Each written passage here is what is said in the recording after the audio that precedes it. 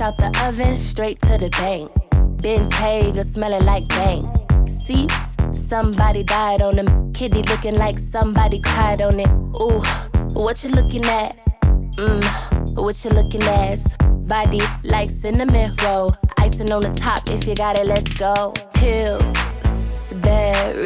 Pillsbury, Pillsbury.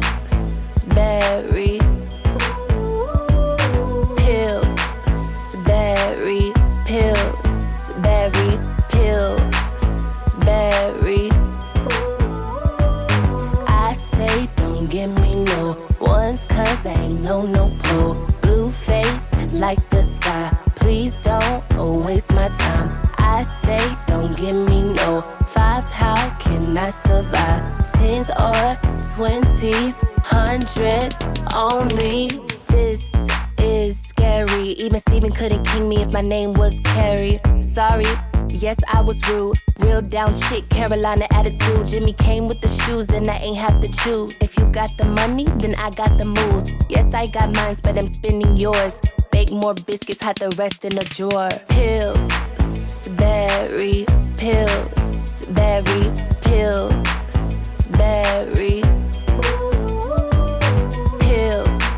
Pillsbury, Pillsbury, Pillsbury.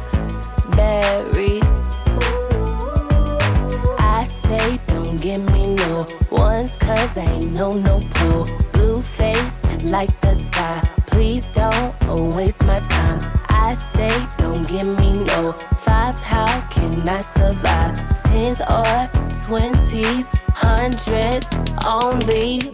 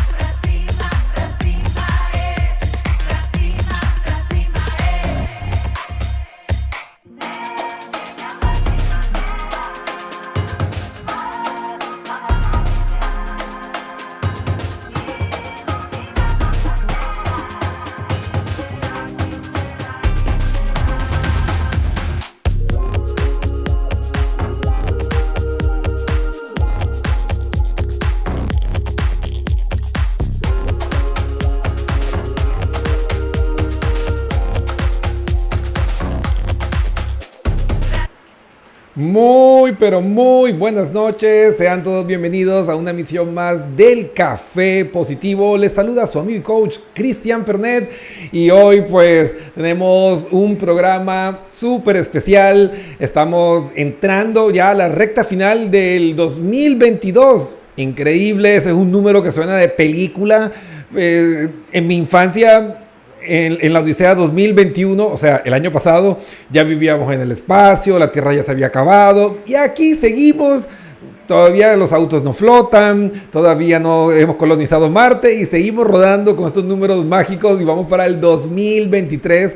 Y bueno, tuvimos un año de película, pero de terror, pandemia, recesión, depresión económica. Para algunos tristemente eliminados del mundial, para otros pues felices que están en la final, y así sigue este año que ha sido pues realmente una montaña rusa. Y definitivamente en base a lo que han comentado y a lo que está aconteciendo en este 2023, que entramos con cambios dramáticos, las criptomonedas en crisis, millonarios en la quiebra, economías golpeadas. El mundo necesita un tipo de liderazgo diferente. Y cuando hablamos de un tipo de liderazgo diferente, ¿de qué estamos hablando? Y justo para eso, hoy traemos a el capo de los capos, un líder a carta cabal.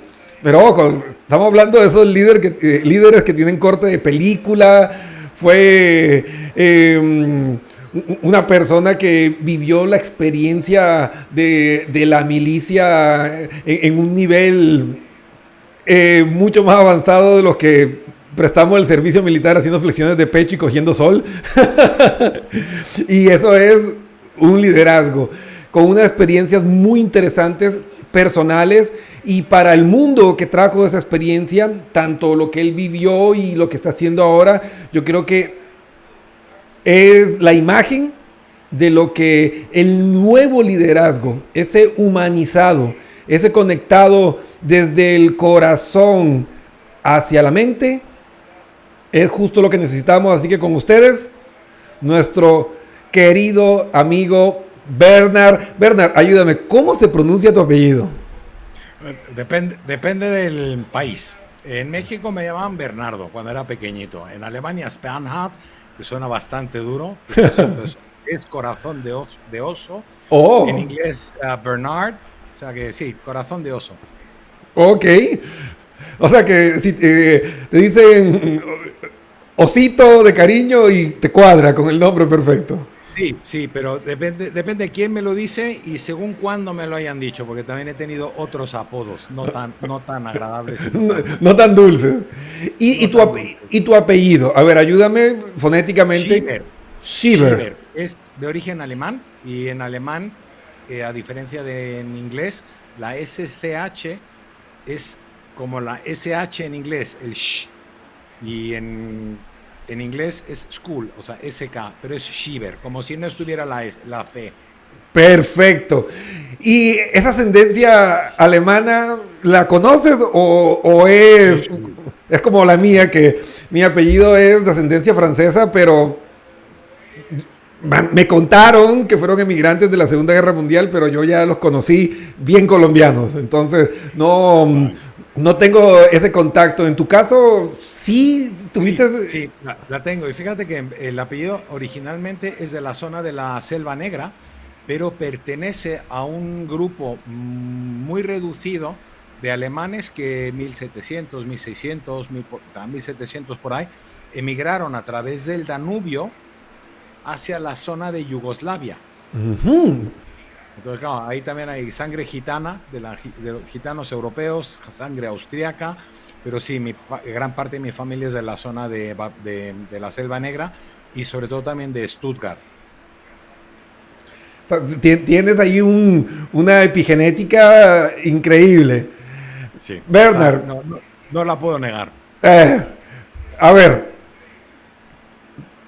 Pregunta rompehielo. Dime. ¿Quién es Bernard Schieber?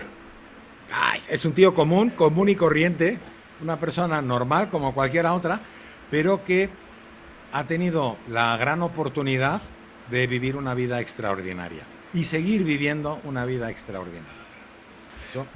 Mi introducción breve. Muy bien. ¿Y cuáles son esos elementos extraordinarios que te han permitido trascender? Es decir, está el Bernard que comenzó ese viaje heroico como todos, con un montón de sueños y inevitablemente nos estrellamos en algún punto. Y ese aterrizaje forzoso en la realidad nos lleva, irónicamente, a convertirnos en esa versión más perfecta de nosotros mismos. Esa que se reinventa y renace como el ave fénix. Entonces, háblanos un poco de tu viaje heroico. My hero's journey, yo siempre digo es crash and burn, pero sí, o sea, yo era un niño muy feliz, el típico niño californiano, nací en Los Ángeles, California, en Pasadena, en el hospital francés, y a los 4 añitos me mudé a México por separación de mis padres. Mm. Mi madre vivía, bueno, se casó con mi padre. Conocieron en un viaje de negocios de mi madre. Mi madre en aquella época trabajaba para la embajada alemana en Alemania, puesto que, al igual que tus antecedentes, mis abuelos emigraron de Alemania a México. Ujú. Mi madre trabajó para la embajada alemana de México, conoció a un tío, a un maromo muy guapo, lógico, y se casó. Se fue a vivir a Estados Unidos con él, pero claro, primer sueño roto, separación. Nos fuimos a México y con 10 años me mudé de México a Alemania. A ver, mi madre dice que era mi culpa, porque yo, claro, era un niño soñador, vivía en mi mundo y nos fuimos a Alemania porque supuestamente había mejor porvenir de las escuelas, colegios y tal. Y al final terminé casi en un colegio para niños intelectualmente deficientes en Alemania. Fue una experiencia un poco traumática, a diferencia de mi hermano, que fue escalando y siempre mejorando, y yo no, yo fui siempre bajando hasta que me tocó hacer ciertas pruebas y mi madre dijo, no, no, este no me lo encierran, no me lo meten en una escuela especial, y volvimos a México. Pero, Estuvimos, complicado. Esa, sí, sí, bastante. esa negociación Bastante. interna para un niño no debe haber sido algo fácil, ¿no? A ver, mira, yo cuento como anécdota que tuve una profesora en alemán que me dejaba copiar en el dictado, me dejaba literalmente copiar y aún así suspendía. Todos los profesores me suspendían, todos. Y claro, cuando solo suspendes, pues hay una agresión interna, un rechazo, y encima, claro, vengo de México, voy a Alemania. Y era, sí, Bernhard Schieber con el nombre alemán, pero que apenas hablaba alemán y que suspendía todo. Y claro, me decían, nada, el que va en el burro por los senderos y subnormal. Y, en fin, pues claro, tocó aprender a gestionar esas emociones, pero intelectualmente no tenía la madurez, pero era un chico duro. Entonces me defendía como pude y esa frustración, claro, fue en aumento y sí, fui un niño muy problemático. He de admitirlo. Y yo creo que todas las mentes curiosas y las mentes que logran cosas diferentes en la vida siempre han tenido una niñez traumática. Como anécdota, yo te cuento que mi familia, mi papá, mi mamá y mis hermanos en algún momento decían que yo estaba loco.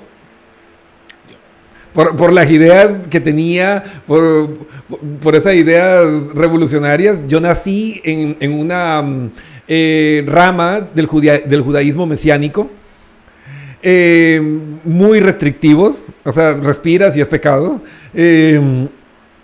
Y pues imagínate yo hablando que realmente no necesitamos intermediarios para conectarnos con lo divino, que todos somos parte de lo divino, y cuestionando muchas cosas administrativas.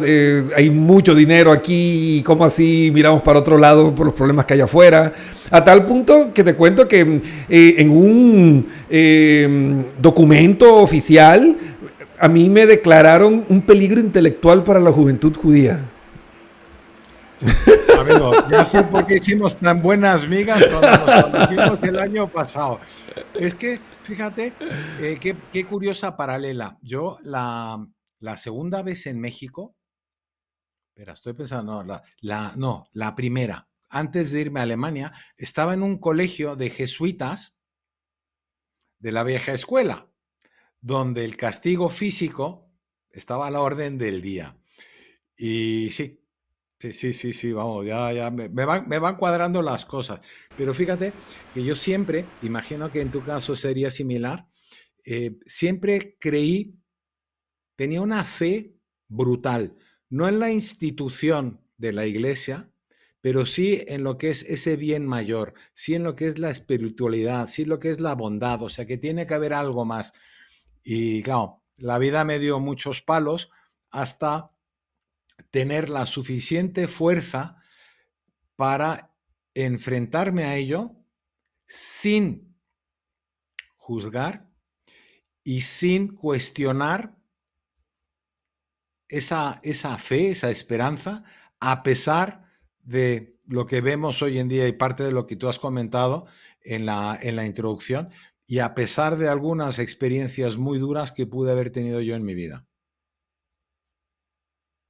Es que resulta que esos golpes, pues ahí aplica lo que dice el viejo y conocido adagio, ¿no? Lo que no te mata te hace más fuerte. Efectivamente, o sea, Nietzsche puro y duro.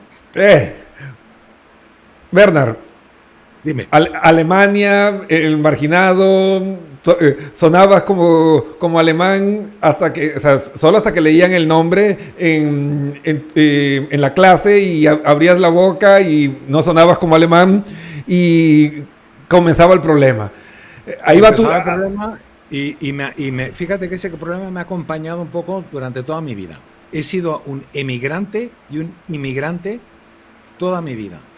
Y sin embargo, me ha ayudado. Esa transculturalidad que existe cuando viajas y realmente vives y estás expuesto a ello, te endurece a veces el corazón, el caparazón, pero mantiene el interior, lo proteges para mantenerlo inocente, puro, pero te abre la mente si tú quieres abrirla. Y ahí está nuestra decisión, es decir, yo decido si me cierro en banda o yo decido si me voy a abrir. Y esa apertura voluntaria creo que es muy importante justo para renacer de esas cenizas, porque te das cuenta, ese renacer viene de dentro, no viene de fuera. Y si yo no me abro, no puedo salir, no puedo trascender esas limitaciones. Y esa es la palabra clave. Una frase que a mí recientemente me marcó mucho y decía algo así: el único problema a resolver en tu vida eres tú. Me marcó porque uno cae en la trampa de ese personaje que creamos desde niños para protegernos de un mundo que es hostil y violento, y creamos ese ego falso y nos creemos el personaje, ¿no? Sí. Y botamos la pelota para culpar al mundo. Es que el profesor me tenía bronca, es que mi mamá quería más a mi hermano, es que el presidente... La tuya también, tu mamá quería también más a tu hermano, que eso es con lo que yo estaba muchos años peleándome, hasta que al final, claro, todo el mundo decía, ¿pero de qué vas? Si eres el ojito derecho de tu madre. Digo, sí, pero es que menuda forma de enseñarlo, ¿no? Pero no, sí. Es que mira, yo soy el cromo repetido, porque yo soy el menor de 3 y soy el segundo varón. Entonces, tú sabes, en el modelo cibernético, el primogénito de cada sexo se apodera de papá y mamá y los demás son huérfanos, psicológicamente hablando, ¿no? Sí, sí, sobre todo cuando el primogénito es perfecto. ¡Buah! ¿Sabes? En fin. Pero fíjate, no nos queda otro camino que ser los rebeldes, ¿no? Efectivamente, hay que hacerse valer. Te toca hacerte valer, y creo que eso también es una enseñanza y un aprendizaje muy importante. Cuando no tienes tanta validación externa, te toca validarte a ti mismo. Y es algo que a mí me ha acompañado también a lo largo de mi vida. O sea, son cosas de la infancia que no eres consciente hasta que miras atrás y le aplicas el conocimiento que has adquirido con el tiempo a esa experiencia juvenil o infantil desde esa perspectiva. Y es cuando a mí la gente cuando dice, no, es que es imposible cambiar el pasado, y digo, no, perdona, te equivocas. El pasado sí, no lo puedes cambiar, no lo puedes deshacer, pero lo puedes resignificar. Y en el momento que lo resignificas, has cambiado el pasado. Porque ya no tiene el mismo significado, ya no es el mismo sentido. Y cuando le cambias el sentido, lo has cambiado. Entonces esa es mi forma de a veces también en el trabajo trabajar traumas,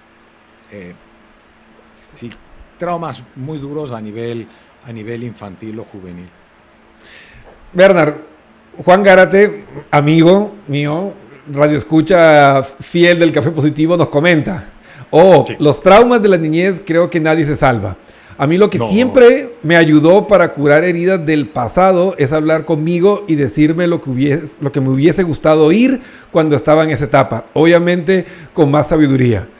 ¿Qué opinas de ese comentario de Juan Werner?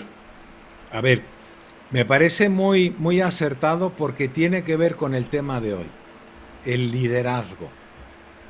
Y cuando hablamos de liderazgo, el primer liderazgo al que estamos llamados a responder es el liderazgo sobre nosotros mismos, sobre nuestras emociones, sobre nuestros sentimientos, nuestros pensamientos, nuestras decisiones y nuestras acciones. Con lo cual, si yo no soy capaz de liderar mi mundo interior, liderar, ¿cómo voy a ser capaz de liderar, guiar a otros?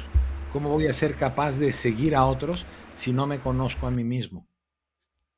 Entonces, es muy importante el volver atrás y arreglar las cosas. O sea, hacer las paces, aunque solo sea, ¿sabes? Si no lo puedes resignificar, por lo menos haz las paces con tu pasado. El pasado, pasado está, y no arruines nunca, nunca, nunca tu presente por un pasado que no tiene futuro. O sea, Esa es la clave. O sea, vivir en el aquí y en el ahora. Bernard, es inevitable, después de publicar tu bio, sí. todo el mundo tiene curiosidad sobre esa experiencia que tuviste en la milicia y pues cómo eso te ayudó a entender la parte del liderazgo y la parte del trauma. Porque es que, mira, es que uno ve tu bio y uno ve un personaje peliculesco del héroe, ¿no? Disculparás, pero es que Hollywood nos vendió la imagen del héroe y cuéntanos un poco de esa experiencia y aterrízanos a nosotros de esa visión romántica que tenemos a veces de la milicia, lo bueno y la sombra, ¿no? Mira, yo el otro día, creo que fue de la semana pasada, escuché a un compañero de otra unidad, de los Navy SEALs, hablar justo de ese heroísmo y de esa sensación, de ese sesgo que tenemos a veces cuando somos jóvenes. Y pude reconocer emociones, pensamientos cuando él contaba la historia, que es, te das cuenta que los héroes también mueren, que no somos superhéroes y que somos vulnerables, que no somos intocables cuando tus compañeros mueren. Entonces, no quiero entrar en lo que es la tríada trágica, pero efectivamente hay un choque, hay una gran brecha entre lo que nos imaginamos, lo que pensamos que es, en función de nuestros propios valores, experiencias, a lo que luego la cruda realidad a veces te pone en tu sitio. Y tu sitio, en este caso, dice, sí, te olvidas hasta cierto punto de todo lo demás y lo único que cuenta es salvar tu pellejo y proteger a tu equipo. O sea, es una sensación poco descriptible, pero en el fondo se traduce a eso y es lo que nos también toda la literatura nos lleva diciendo. En las guerras o en los conflictos sale lo mejor y lo peor de la persona. Y eso en fuerzas especiales, o sea, yo fui marine en la Infantería Marina Americana, 6 años, 4 años activo en una unidad especial de reconocimiento anfibio. Tenemos el apodo que somos los marines que trabajamos detrás de la línea del enemigo. En los años 80 también hubo mucho revuelo con unidades especiales y se creó la primera Special Operations Capable Marine Amphibious Unit, la primera SOCMAO en la historia de los Estados Unidos, y yo pertenecí a la primera unidad, al conejillo de India. Vaya historia, ¿no? Entonces, sí, a ver, entras en un conflicto a veces con tus valores, entras en conflictos humanos, políticos, también de fe, de esperanza, porque claro, cuando yo me alisté, iluso de mí, que es algo que suelo decir mucho, creía en la Constitución, en la libertad, en los derechos, en un país que surgió de una revolución contra un régimen opresor, contra la ocupación británica, y dice, sí, voy a luchar por el bien, porque necesitamos en un mundo donde haya agresión, yo no soy Gandhi, no puedo, y ni Jesús, o sea, a mí me pegas y no pongo la mejilla. Entonces, pero hacen falta ese tipo de personas. Y en los años 80, en plena Guerra Fría, más bien al final de la Guerra Fría, hubo también ciertas escalaciones, y dices, vale, pues están los buenos y están los malos, como cuando éramos pequeños, vaqueros, indios, polis y cacos. Entonces, yo me alisté voluntariamente para representar la libertad, para luchar por la libertad y defenderla, como un servicio también de paz para defender, proteger al que no se puede defender por sí mismo. Muchas veces, y lo vemos en la historia de la humanidad, la diplomacia fracasa, porque la diplomacia solo funciona cuando hay voluntad de ambas partes. Cuando no hay voluntad de ambas partes y uno saca el bate de béisbol, la navaja o la pistola, pues más vale que tú también te puedas defender. Entonces, sé que es duro decirlo, pero a veces hacen falta gente como yo, que es una discusión que tuve con algunos de mis amigos en aquella época, que eran pacifistas, demonstrantes en las revueltas y demostraciones de los años 80, y me llamaron de todo. Y yo les dije, mira, ¿sabes qué? Hay una cortina, el muro de acero, la cortina de acero en aquella época.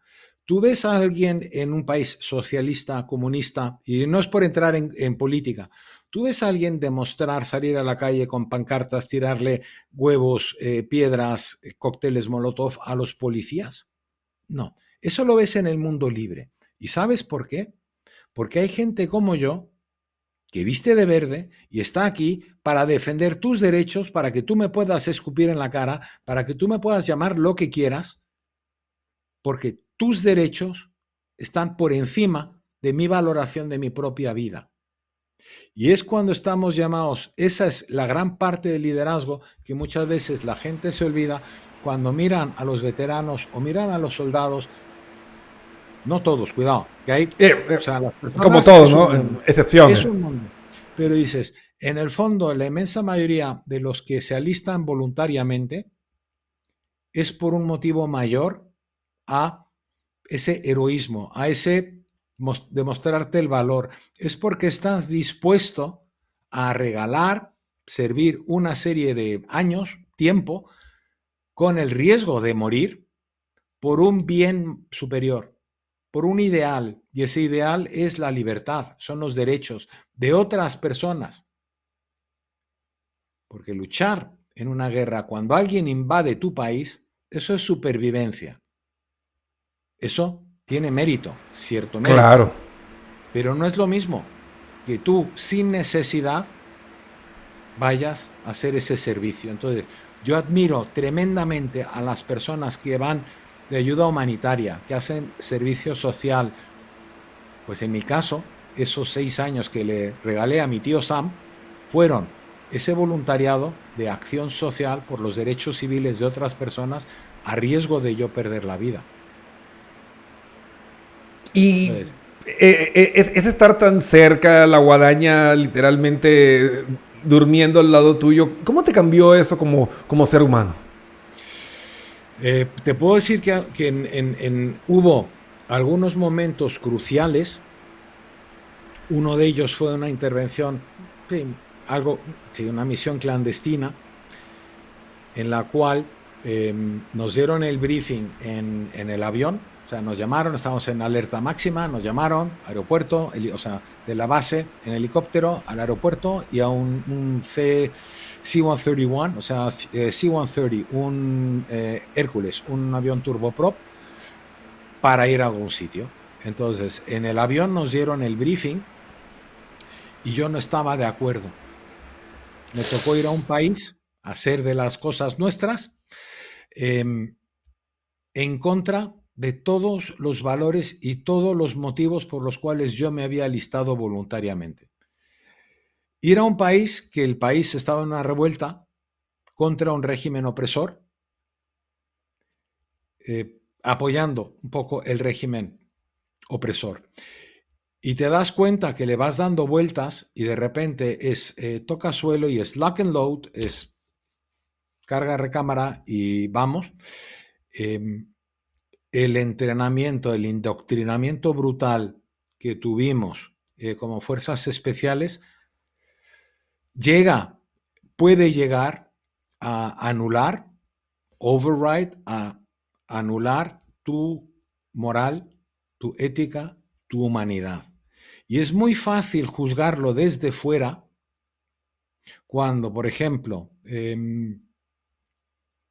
se quejan de que ha habido bajas civiles por un motivo X. Y digo, en el momento que tú estés ahí y estés viendo cómo a tus compañeros los están destrozando, gente que se escuda detrás de mujeres o niños que te lanzan una granada, dices, lo siento. Es muy duro el tomar una decisión pro o contra y mucho más aún juzgar cuando nunca has estado en una situación similar. Y al fin y al cabo a veces te pones a pensar, mi pensamiento fue en su día y es algo que también te van diciendo en plan broma y te lo tomas como una broma hasta que es real. Y te dice, mira, mejor que lloren en la casa del otro a que lloren en tu casa. Es muy duro. Fuerte, fuerte. Es muy duro. Entonces, si te fijas, hoy en día en Estados Unidos hay, y tú lo sabes muy bien, hay un gran problema con los veteranos. Serios problemas de salud mental, no con todos, pero sí con muchos, porque nos preparan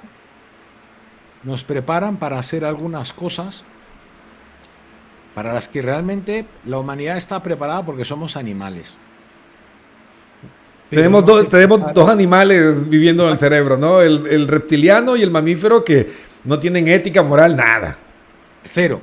Pero, entonces, te programan para ello, pero a la vuelta no te reprograman. Entonces dices, claro, cuando tú, o sea, yo, en mi caso, o sea, yo me licencié también, estuve en una clínica, ingresé voluntariamente después de todo eso, también por una serie de adicciones y cosas, casi le pego un tiro a mi coronel y al sargento mayor. Algún día te cuento las historias. O sea, yo tengo un vídeo por ahí que es liderazgo a contracorriente, cuando hablo de ciertas experiencias en unidades especiales y cuento la historia de que todos teníamos una bala reservada o para nosotros mismos o para nuestro oficial al mando en el caso de que pusiera en peligro, no la misión, en caso de que pusiera en peligro innecesariamente la vida de sus subordinados. Es un pacto de sangre, un pacto silencioso. Entonces, esa desprogramación, y tú que eres también experto en programación neurolingüística, sabemos que con el ser humano se pueden hacer barbaries. O sea, tuve también la oportunidad de ser entrenado como intérprete y traductor, que es la parte bonita, y interrogador y resistencia a interrogatorios, que es la parte no tan bonita. Y te das cuenta que el ser humano es tremendamente moldeable, tremendamente influenciable, tremendamente manipulable. Y si le sacas los fusibles para enviarle a algún sitio y luego cuando vuelve, tú no le vuelves a meter los fusibles o no le cambias el fusible, difícilmente esa persona va a ser funcional, va a ser normal, va a ser como era antes. Nunca vas a ser el mismo, porque son experiencias que te marcan. Las personas también, en función de su propia interpretación, conocimiento de lo que puede ser trauma, claro, no lo entienden. Dice, para ellos trauma es, digo, no, trauma es un golpe. Y hay un golpe espiritual, hay un golpe emocional, hay una fractura intelectual, hay una fractura espiritual y emocional. Hoy leí una noticia muy triste sobre un guardia civil o un policía nacional que también, o sea, cometió varios crímenes en un día con la familia y luego se quitó la vida. Y se habla sobre la salud mental como si fuera una enfermedad. Y yo digo, no, se le cruzaron los cables. Estaba en el momento equivocado, en el sitio equivocado, tenía el arma, o sea, es un cúmulo de circunstancias que conllevaron ese resultado. Entonces, no podemos tachar a una persona igual. Por eso digo, o sea, son temas muy duros. O sea, dices, has matado a un niño, eres un asesino de niños. Digo, no, perdona. En ese momento, en esa circunstancia, en ese contexto, probablemente lo hubieran hecho otros también. Y es que es muy complejo. Ahora, volviendo a la parte posterior.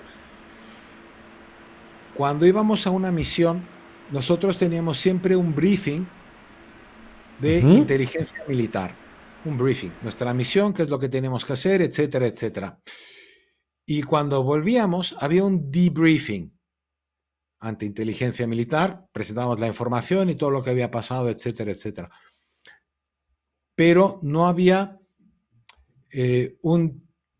ya se está incluyendo, aunque es complicado, un debriefing emocional.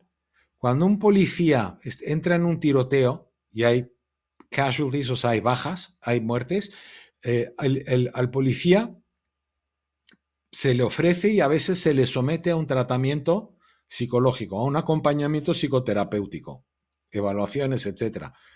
Eso lo haces con algún policía aislado. Pero ¿qué haces con cientos o miles de personas que han ido?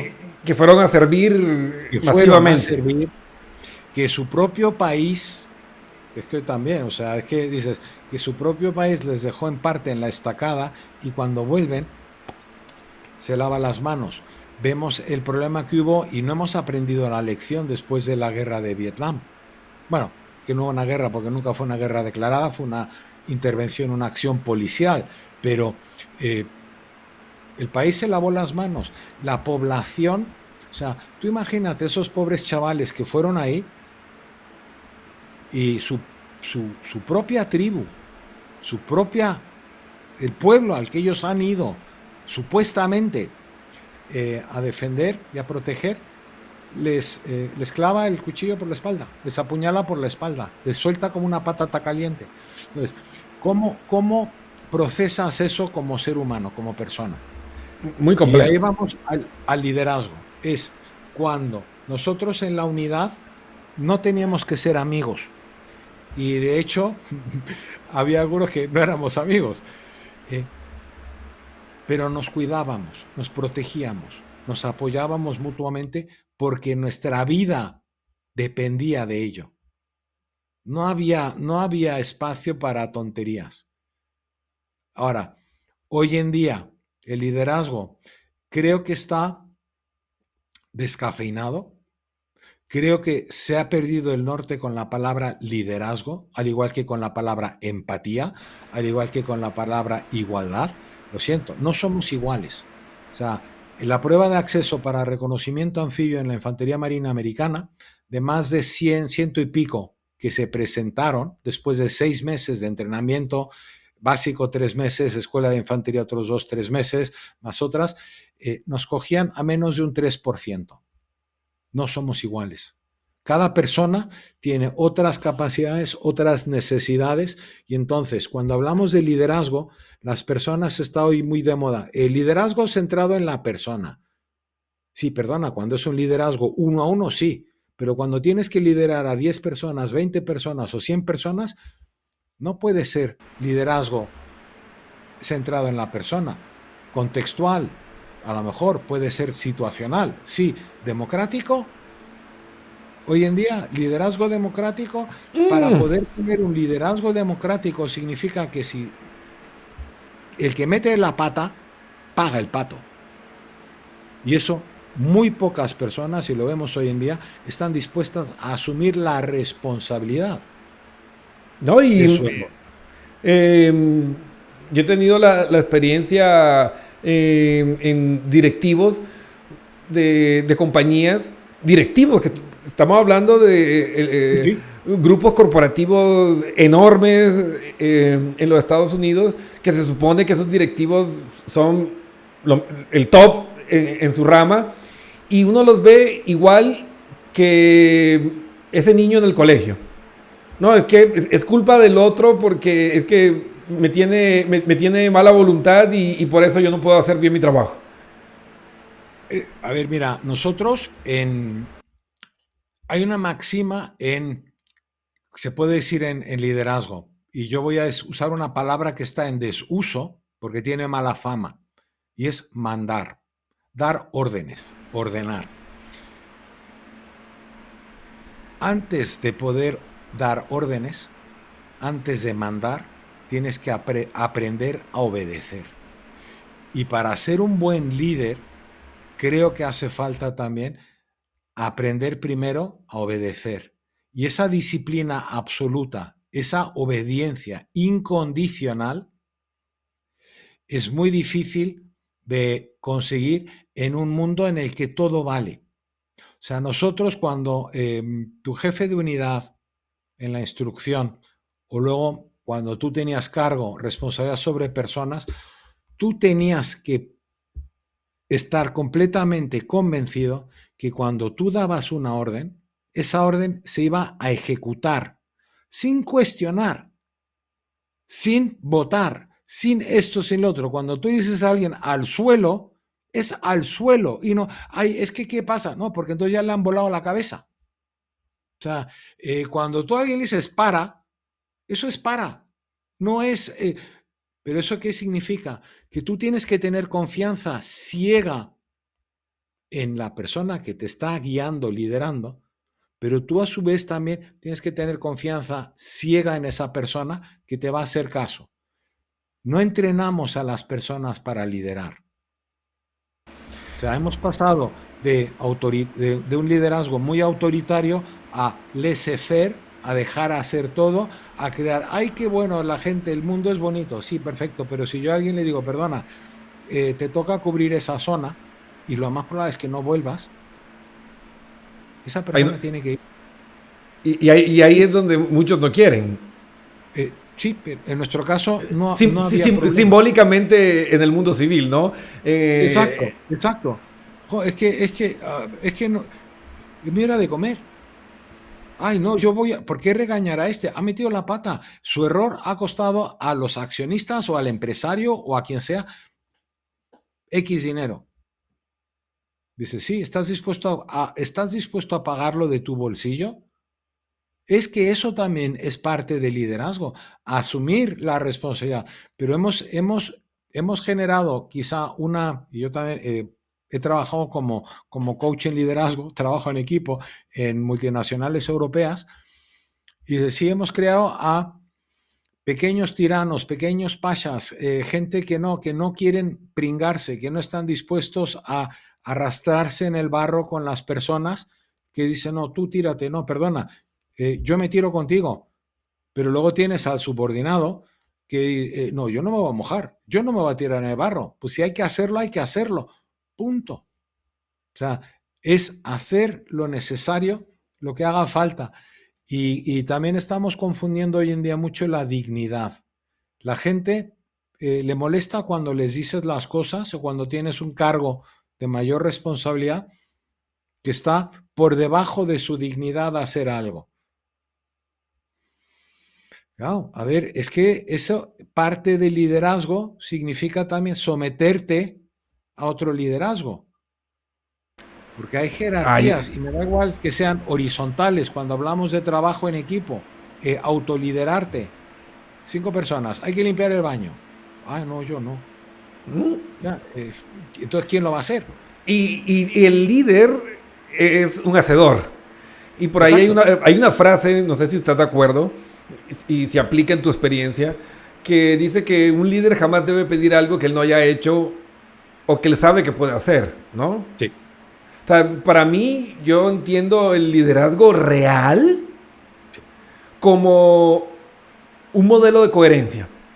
Es decir, yo he modelado el estándar de mi equipo. Por eso es que desde el punto de vista sistémico, a nivel de liderazgo organizacional, se habla que las empresas y los equipos son un reflejo de sus líderes.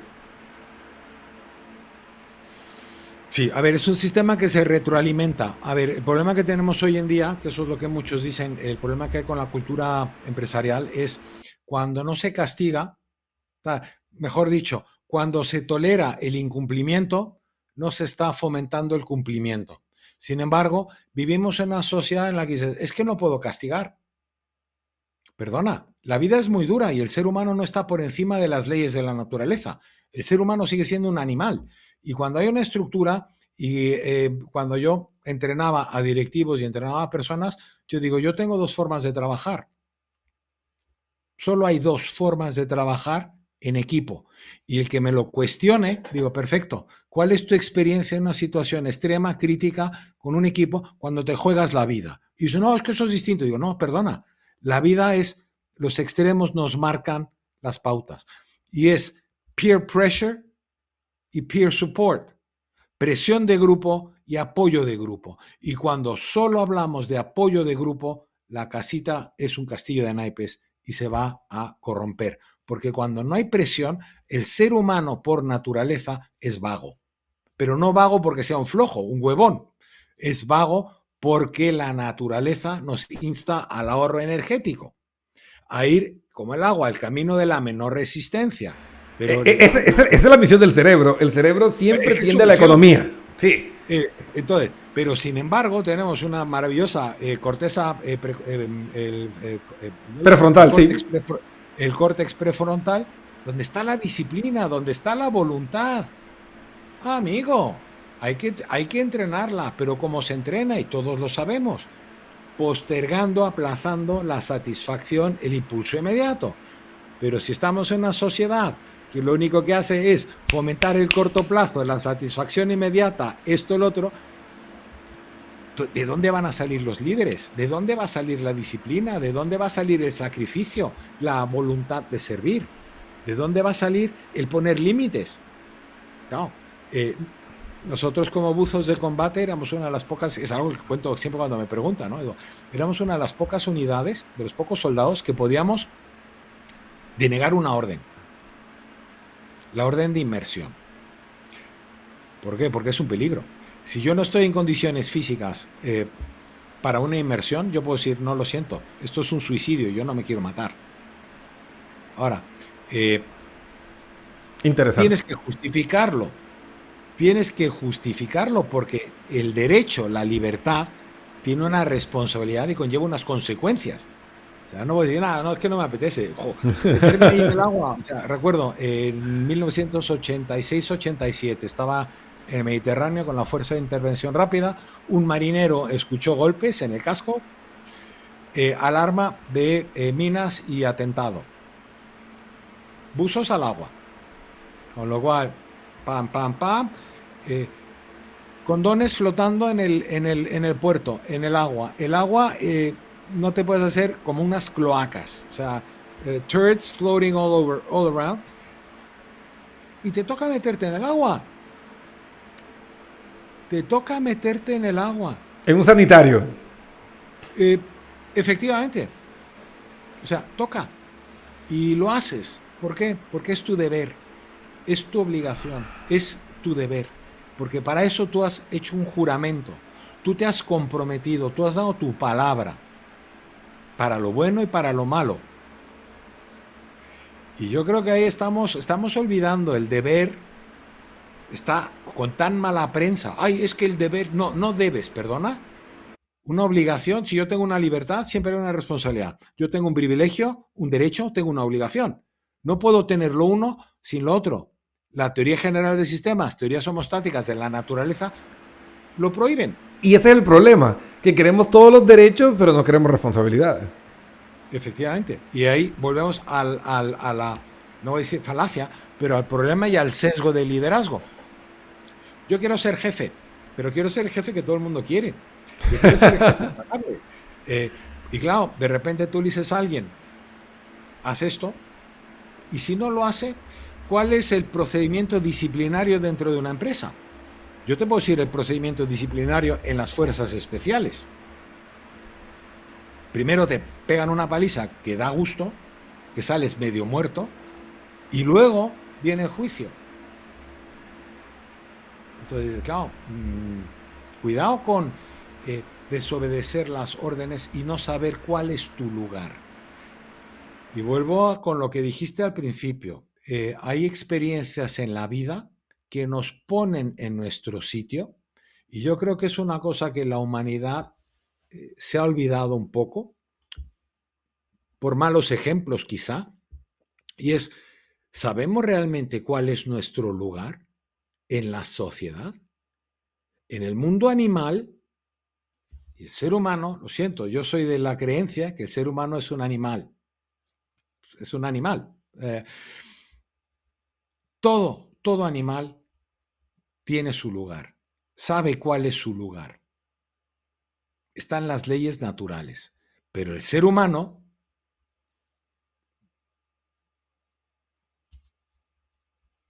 Espera, que no te oigo. Ahí sí, ahí regresé. No, es que como especie estamos perdidos. En Colombia hay un dicho que dicen está más perdido que el hijo de Limber. Hay, o sea, hay uno más desadaptado que otro. Y estoy completamente de acuerdo contigo. O sea, yo estoy consciente que el ser humano, dado ese gran desarrollo intelectual, a la maravilla de nuestros lóbulos prefrontales que nos han permitido romper las limitaciones de nuestra propia naturaleza, porque, por ejemplo, no deberíamos volar, sin embargo, nuestra inteligencia nos permitió volar, no deberíamos navegar y no deberíamos bucear, y pues la tecnología pues, nos ha permitido hacer eso. Entonces, eso nos lleva, pienso yo, a un conflicto interno de que realmente no sabemos cuál es nuestro lugar. Porque como podemos apropiarnos prácticamente de todo, entonces no nos ubicamos, y eso es lo que nos lleva a ese nivel de ese liderazgo, ese antiliderazgo que vive el mundo. Porque es un antiliderazgo. Sí, yo digo absurdo.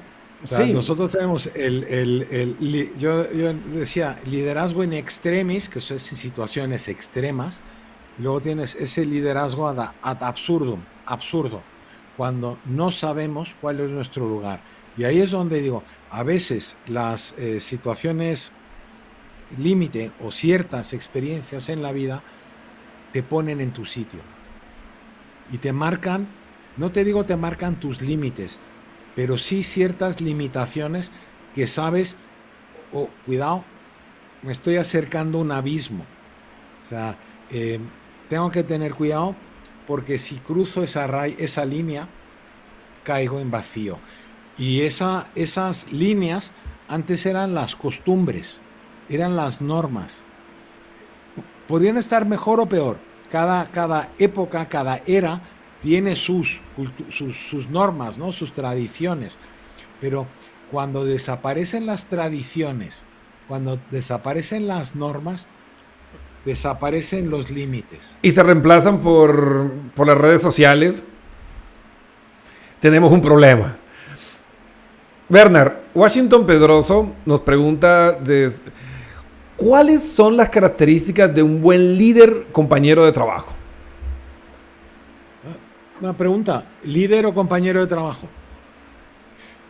Tenemos que diferenciar cuando somos un primer inter pares, es decir, estamos al mismo nivel, o hay una responsabilidad. Yo creo que si sustituimos el término liderazgo por asunción de responsabilidad, que implica asumir las consecuencias, ser responsable de las consecuencias, el liderazgo cambia.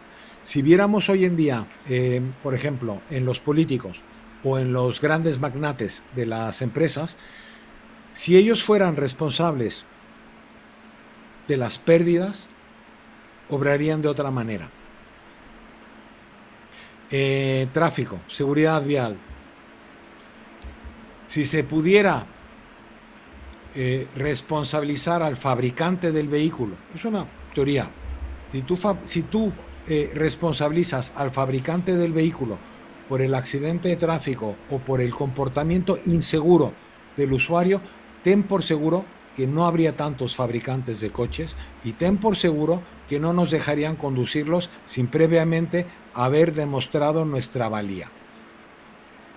Pero hay otros intereses. Ahí está el lado oscuro de la civilización.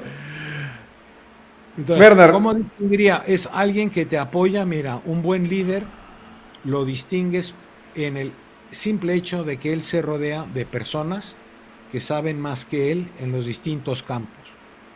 La máxima cualidad de un líder es rodearse de un equipo que se complementan, no que compiten, porque si el líder tiene que ser el mejor en todo, nunca lo va a ser. Antiguo dicho, ninguno de nosotros es tan capaz, por muy capaz que sea, como todos nosotros juntos. exactamente. Y me robo una frase de John Maxwell, que es un, un capo en el mundo del liderazgo, que él pone como una de las características o marca personal del liderazgo, que se preocupan en hacer crecer a su equipo.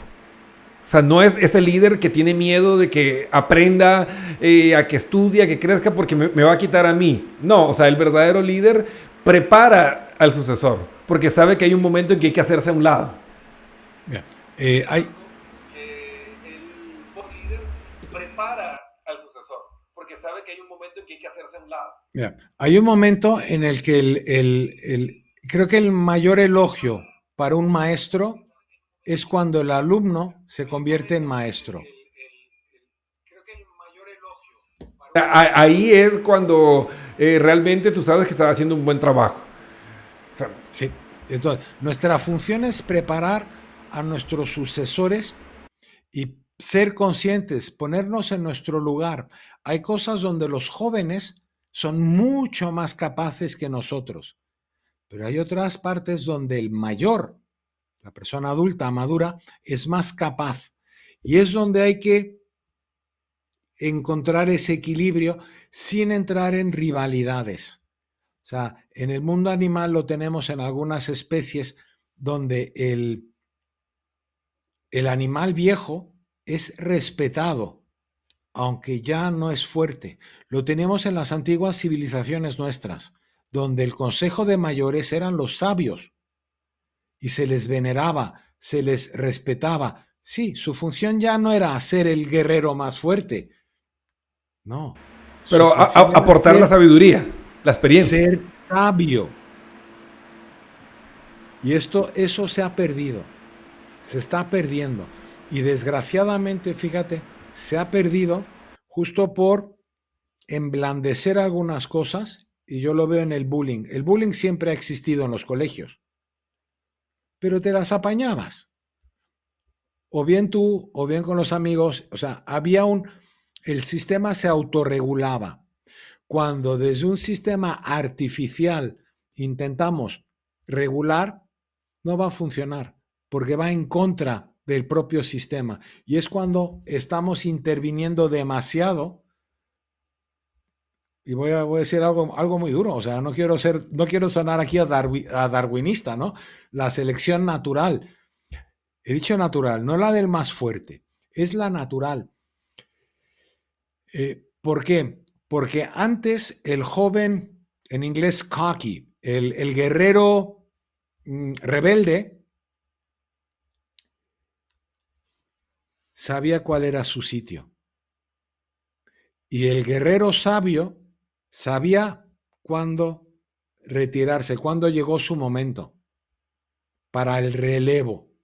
Y estamos teniendo un problema con el relevo, que es un relevo forzado y que nos está costando, y lo hemos visto en la economía.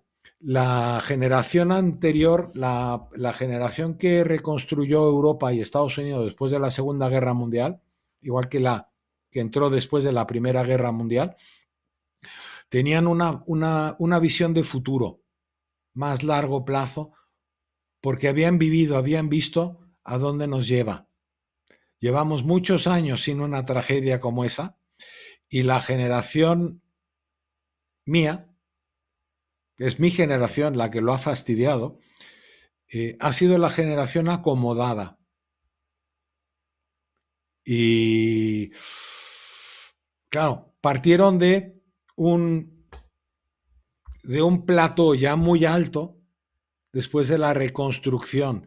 Todas las teorías de economía se basan, las actuales, se basan en la época de posguerra. Crecimiento, pam, pam, pam, pam. Claro, porque es que había que reconstruir después de haber destruido algo. Ahora no es cuestión de crecimiento tras una destrucción. Estamos en un mercado saturado. Las políticas tienen que ser otras. ¿Estás con el audio? No sé si es... Sí. ¿Se te va el audio? ¿Puede ser? Disculpa, que estoy... Me encanta lo que dices y se me chispotea y dejo mi salida cerrada. Te juro que no me suele pasar. Es la emoción del momento. Esto tenemos que hacerlo más veces, tío. Ya, te tomo la palabra. Yo sé tu perfil, todo.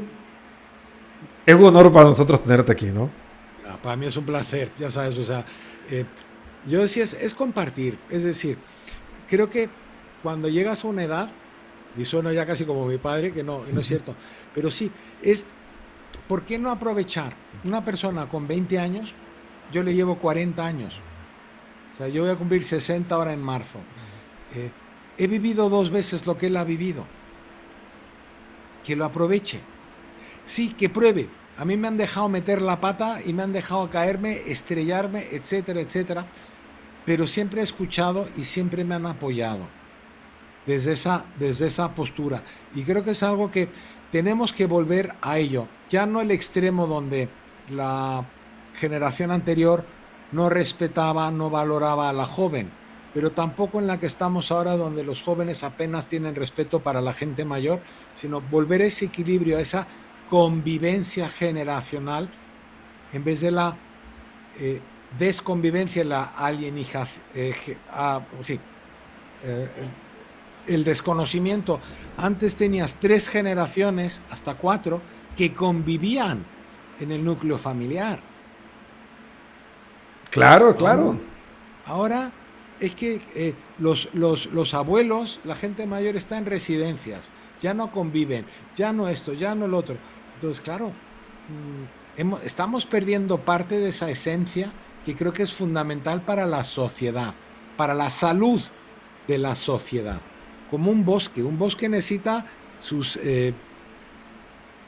desperdicios, necesita el hongo, necesita el sol, la sombra. Cuando lo quitas, es un sistema, ese reciclaje. Exactamente. Y ese continuo intercambio para evitar el choque. Entonces, y cuando cortas alguno de esos extremos, rompes el sistema y nos quedamos estancados como estamos ahora, ¿no? Que una cultura de cristal donde todo te molesta y nada te empodera, ¿no? Wow. Mira, hablé con una chica que me dice, no, es que soy paz. Y digo, a ver, yo era paz, yo era una persona altamente sensible, y lo sigo siendo. Pero hay una diferencia entre una persona altamente sensible y una sensibilidad que ya es incompatible con la vida cotidiana. Entonces, yo a veces digo de broma, sí, como cuando dicen los médicos, los síntomas que tiene o las heridas son incompatibles con la vida. Pues a veces esa sobresensibilidad, ese políticamente tan sumamente correcto, etcétera, etcétera, es incompatible. Lo siento. No. Los extremos son los límites donde termina la vida. Werner, se nos acaba el tiempo vuela, yo me podría quedar horas hablando contigo, te admiro mucho. Creo que eres una persona que has vivido, creo que varias vidas, que has vivido cosas que muchos de nosotros han visto en películas. Sí. Yo creo que todo niño en algún momento soñó con ser soldado y obviamente sé que tenemos una visión romántica de lo que es la milicia, porque ya cuando ves documentales de cómo es realmente, como que no cuadra, no es tan bonito como la visión romántica que te pusieron, ¿no? Yo que fui lector, yo crecí con esa imagen del héroe, de Aquiles, de ese soldado protegido de los dioses y todo eso. Y la realidad es otra, ¿no? Pero de todas maneras son experiencias. Y yo creo que es una experiencia que te transforma y por eso tu visión del mundo, ese estilo de liderazgo que tú compartes con nosotros a través de tu terapia, a través de tu camino, es algo muy valioso porque tú has vivido la sombra, has vivido la luz. Nosotros, te hablo de mi caso que no, yo viví la parte marcial desde la parte deportiva, practiqué jiu-jitsu mucho tiempo, fui a mundiales, estuve en selecciones nacionales, todo, pero es muy distinto, ¿no? Ese es un combate reglamentado donde de cierta forma te protegen, ¿no? Sí. Entonces, es muy diferente a la vida real, donde sí combates, pero ahí no hay un árbitro que dice ya, suéltalo, o sea, te equivocaste y moriste. Chao. Exacto. Y a veces es por eso dices, es cuando las normas no están claras, nos adentramos en el caos. Y el caos nunca es bueno. Y lo hemos visto a lo largo de la humanidad, cuando sociedades o culturas han entrado en un ciclo degenerativo, sociedades blandas, personas blandas, sociedades duras, personas duras. Y es un ciclo, al igual que la naturaleza. Tenemos invierno, primavera, verano y otoño.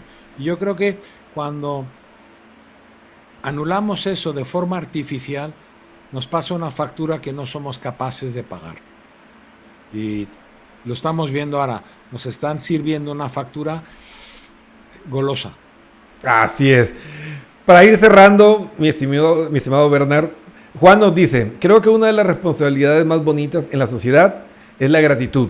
Sea como sea, somos lo que somos y estamos donde estamos por lo que pusieron los cimientos antes que nosotros. Somos enanos a hombros de gigantes.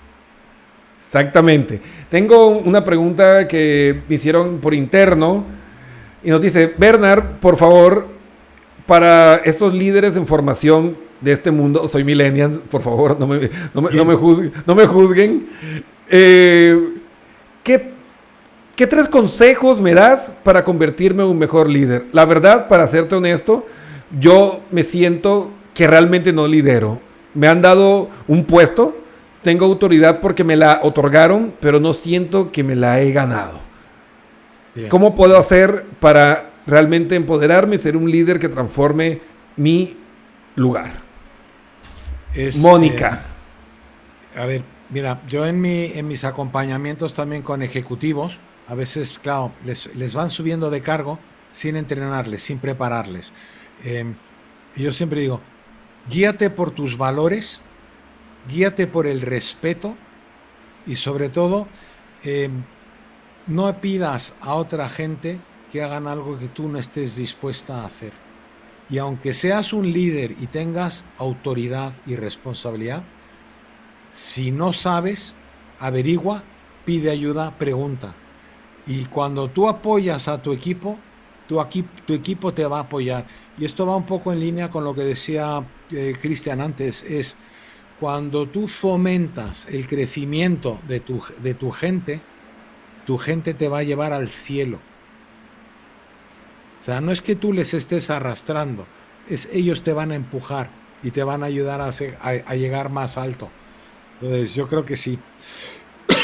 Y lee, sobre todo, no te voy a decir los viejos clásicos, filosofía, pero sí, agradecimiento, respeto, los valores, compañerismo, solidaridad, compasión, asertividad, mandar, liderar, a veces requiere tomar decisiones que no son populares.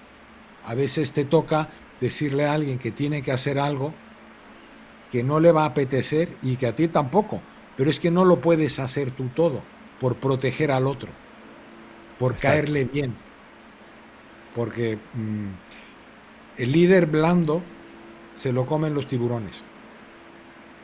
Alguna vez hablaba yo con un amigo mío que tenía un puesto muy alto y estábamos conversando y alguien lanzó la expresión como, con ese sueldo que tienes, pues cualquiera es un líder. Y él dijo, no, a mí me pagan lo que me pagan porque yo tengo que tomar la decisión que tú nunca te atreverías a tomar. Y tengo que irme a dormir sabiendo que esa persona que despedí porque es ineficiente tiene una familia, tiene hijos, tiene personas atrás, pero yo tenía que hacerlo porque por ese dolor emocional y por esa responsabilidad, ese deber que tengo para con la compañía, yo tengo que cargar y lidiar con ese dolor. Uno de mis mentores era saneador de Bayer, empresa multinacional, y le enviaban a cortar cabezas, despidos masivos. En una ocasión me dijo, ¿sabes? Es muy duro despedir a 1.000, 2.000, 3.000 o 4.000 empleados, porque son 2.000, 3.000, 4.000 familias. Pero si yo no despido a esas 1.000, 2.000, 3.000, 4.000 personas, 40.000 pierden el puesto de trabajo. Por no tomar una decisión que afecta a unos pocos, la repercusión es para muchos. Y es cuando también entras en ese liderazgo extremo donde te toca tomar decisiones duras e incómodas. Dices, yo acabo de mandar a alguien que probablemente no vuelva con vida, pero yo no puedo ir cada vez Súper para fuerte. evitar enviar a alguien. O sea, porque vives una vez. ¿Y luego qué? Y sin embargo, si esa persona vuelve con vida, genial. Pero si esa persona ha salvado 10 vidas, tomar esa decisión es muy dura. Es muy dura. Pero no la puedes evitar. Hay que tomarla. Y no todo el mundo te va a aplaudir. A no todo el mundo le puedes agradar, porque como bien se dice en español, nunca llueve a gusto de todos. Entonces es muy duro, sobre todo hoy en día cuando tienes pocos referentes buenos a seguir, cuando tienes pocos líderes a seguir. Y sí me gustaría romper una lanza y recomendaros un libro que es de Jordi Alemany, que le podéis seguir en LinkedIn y creo que también en Facebook. Es un libro que no es caro y está en habla hispana y se aplica mucho al contexto hispanoparlante, más que al anglosajón. Liderazgo imperfecto. Es un libro muy recomendable sobre liderazgo. Liderazgo imperfecto. Recomiendo a cualquier persona que esté interesada en liderazgo de leer sobre las distintas teorías, los distintos estilos de liderazgo y encontrar el suyo, encontrar el estilo con el que tú te identificas. Yo he tenido oficiales o jefes de equipo e instructores muy cabrones y he tenido otros que no lo eran tanto, pero todos eran duros y todos eran nobles. Entonces ahí está la diferencia. O sea, averigua y observa a tu gente, observa a tu persona y nunca te olvides que como líder tú estás en ese lugar. Ponte en el lugar de líder, ponte los zapatos y lidera. Y empieza liderando tu propia vida. Y si toca poner a otro en su sitio, toca ponerle en su sitio. Así es, así es, así es. Bernard, se nos voló el tiempo, te robé más tiempo del que te había ofrecido. 9:18 p.m. hora Nueva York. Pero, Bernard, estás 6 horas. Sí, son las 3:20 de la mañana. Sí. Buenos días, Bernard. Le digo, fácil de aguantar. Nuestra prueba final, la prueba de fuerza final nuestra de la Escuela de Reconocimiento era como la Hell Week de los Navy SEALs, una semana sin dormir. A ver. Pero entonces se supone, yo te hablo como neurocientífico, que a los 7 días sin dormir mueres. ¿No? Aguantas.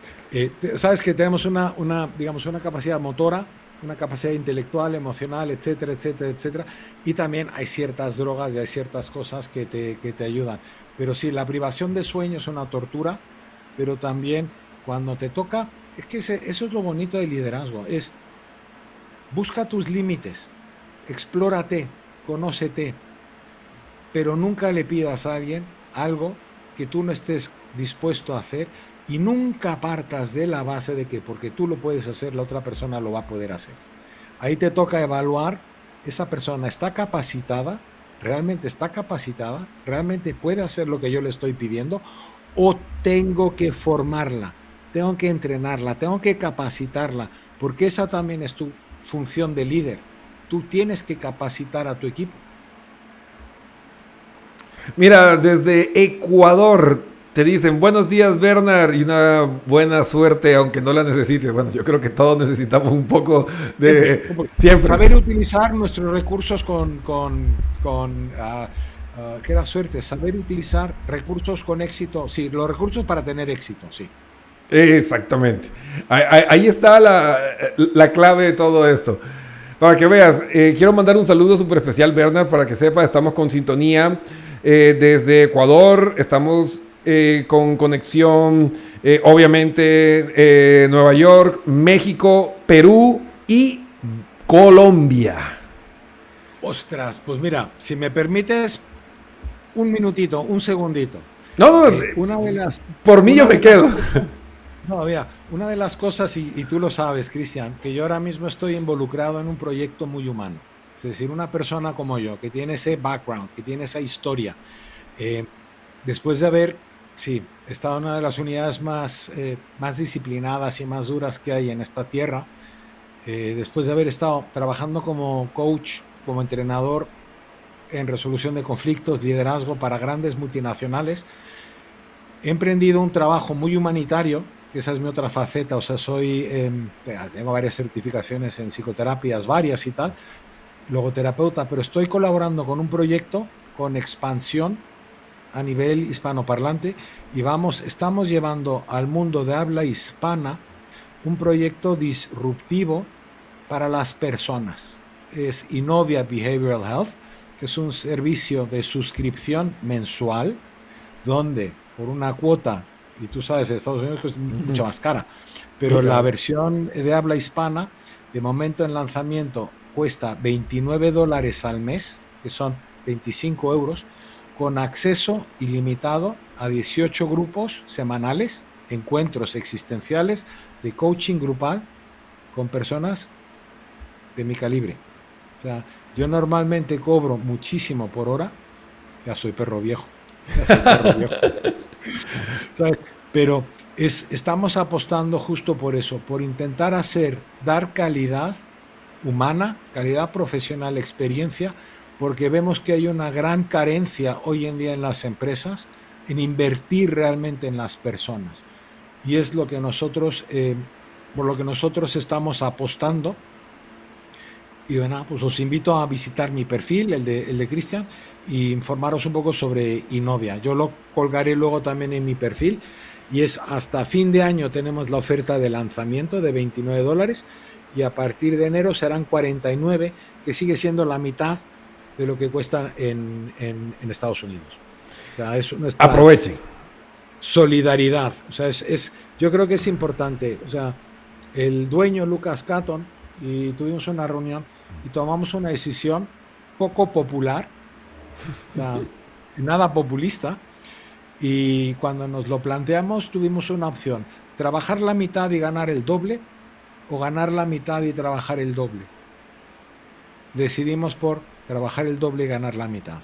Entonces yo os invito a ser partícipes de esto, porque es brutal lo que conseguimos en los grupos. Cuando a mí las personas me dicen, ver cuál es el secreto del liderazgo en unidades de élite, es la pertenencia, es el equipo, es la hermandad, estamos como los mosqueteros, o sea, vamos, es el romanticismo, porque realmente lo vivimos, uno para todos y todos para uno. O sea, eso es la mejor lección de liderazgo que puedo dar es esa. Si tú consigues que tu equipo dé todo por ti, lo van a hacer si el equipo sabe que tú lo estás dando todo para ellos. Que tú les proteges, sacas pecho cuando le echan la bronca al equipo, es tu pecho, la S de Superman o Superwoman ahí, y tú sabes que tu equipo se va a poner como parapeto, o sea, te va a proteger. Eso es liderazgo. De arriba abajo, de abajo arriba y de los flancos. Espectacular, aquí te mandan aplausos, mira, aquí van los aplausos, aquí te lo ganaste, Bernard, ahí va. Muchísimas gracias, Cristian, muchas gracias, también a los mensajes y tal, y estoy abierto, mensajes, lo que sea. Mira, te puedo ayudar siempre. Lo dijiste, que hay que hacerlo más seguido, te tomo la palabra, así que va a ser un invitado recurrente al Café Positivo y de parte de todo el equipo de Pernet PNL Coach, en lo que podamos colaborar. Igual, el canal es de ida y vuelta. Tú nos dices aquí y nosotros brincamos, sin problema. Lo mismo digo. You call me, I'll be there. Eso. Ahí estamos. Te lo agradezco muchísimo, Cristian. Un fuertísimo abrazo. Muchísimas gracias, mi estimado Bernard. Y bueno, amigos, tuvimos a un gran maestro, un líder aquí con nosotros que ha vivido cosas extraordinarias, fuertes, oscuras, de luz, todo. Y yo creo que esos son los verdaderos líderes los que nos pueden enseñar porque han tenido el panorama más completo que nosotros. Entonces, ¿qué significa el liderazgo? En palabras de Bernard, armar un equipo en el que puedas confiar, basado en ¿qué? En la coherencia, en la honestidad de que yo ya hice eso, yo también lo hago por ti, y que el otro vea esa honestidad de que tú lo harías por él también. Y ahí todos te arropen como uno solo para llevar los proyectos, las ideas, las misiones a ese objetivo que trasciende al mismo líder. Porque el equipo somos todos. Entonces, ahí está ese hermoso mensaje. Recuerden, amigos, si ustedes necesitan mayor información sobre estos proyectos, estos programas, si quieren afiliarse al proyecto de Bernard y su equipo y su compañía, escríbenos y te daremos toda la información. También, si quieres trabajar sobre el programa de liderazgo y coaching neurocientífico de Pernet PNL Coach, pues ahí igual, pernetpnlcoach.com, das clic en el botón quiero hablar con ustedes, nos cuentas tu historia y te responderemos así, para darte toda la guía, para apoyarte en ese proceso de transformación y superación personal. Y recuerda, el Café Positivo volverá el próximo martes, 8 p.m., ya para ir quemando los últimos fuegos artificiales del 2022. Y gracias por ver nuestro programa. No olvides suscribirte. Esta transmisión salió en directo en todas las redes sociales, Twitter, LinkedIn, Facebook, YouTube, Telegram, en todos lados estamos simultáneamente, así que simplemente síguenos, comparte esto y ayuda a que el mensaje llegue a miles de personas y así todos nos vamos a convertir en faros de luz en un mundo que necesita un verdadero liderazgo diferente, humano, pero con los pies en la tierra. Muchísimas gracias y que tengan una hermosa